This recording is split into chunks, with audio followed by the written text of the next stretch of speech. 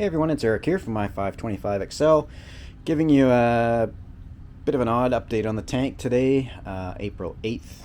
I did a sort of DIY project, I guess, out of necessity. Bit of background, I ordered, so, sorry, I'll go back a little bit more. When I was rearranging the rock last week, I posted a video saying that I couldn't see the goby. He was probably hiding, my pink spotted goby. So I waited and I did some feeding that night. Still didn't come out. I'm thinking, that's not right. And for some reason I decided to look behind the tank, and sure enough, he was all dried up behind there. So when I was doing all this work, he leaped out of the tank. I didn't even see him while I was right there, and I didn't hear him. And long story short, he's gone. So I was kind of disappointed with that. So I thought, well, okay, I'll see if I can replace it with another goby, because I need some guys doing some work in here other than the banded.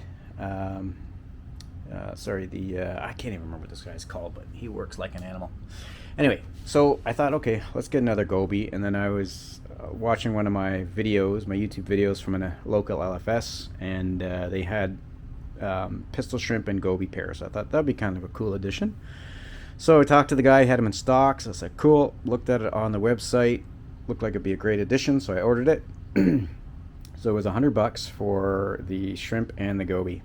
What I got was the shrimp and the goby, but not what I was expecting. So when you look at the pictures on the site, they look like a decent size, right? We're not talking lobster size here. But what I got were, if they're an inch, they're big. So they were tiny. No way I could put them in the tank. They would have been a meal in 30 seconds for somebody in here. They were just so small. So I was really kind of disappointed with that, kind of pissed actually. I emailed the LFS last night to say, you know what, I got the product, it's not what I was expecting based on what you have on your website. You know, these things are less than an inch big, and they're not going to last long in the tank. You know, you got any suggestions? So I haven't heard back from them, so I'm going to give them a chance to respond. If they don't, they don't. I'm just never going to order from them again. Really, really disappointed with that. It's a little false to what I saw on the site versus what I got. They should do the WYSIWYG stuff like the corals. I don't see the difference between that and the fish. But anyway, enough complaining. So what I ended up doing was, like I said, I didn't want to just drop them in there because it would be throwing $100 in the tank, and the $100 bills these days will last longer than that because they're plastic here.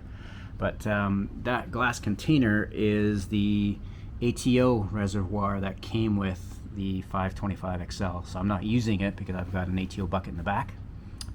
So I decided I gotta make it smaller tank somehow. I didn't want to keep it separate because I don't have an extra heater and all that stuff and filters and all that stuff. So I thought, well, maybe I'll place the tank within the tank. So filled it up with some gravel, rock, PVC pipe, just things for them to hide in, feel secure.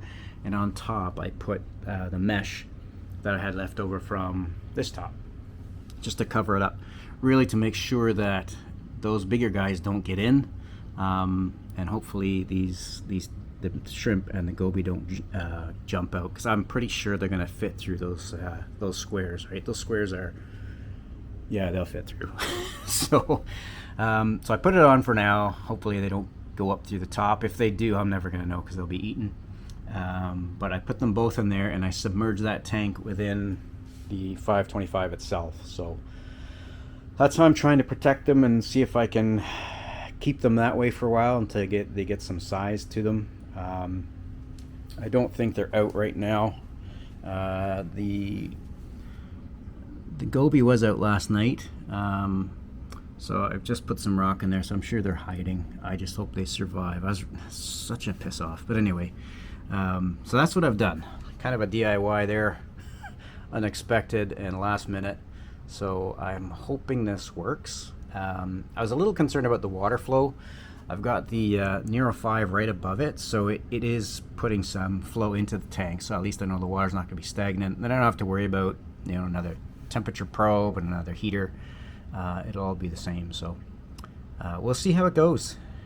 I've never had to do this before. It's definitely a new venture for me. So hopefully they survive, grow some, and then I can just put them into the regular tank and take that thing out of there. But I figure that's going to be a while, because I swear if they're an inch, they're huge. So anyway, that's my update for today. A little frustrated, but got to make do with what you have, I guess.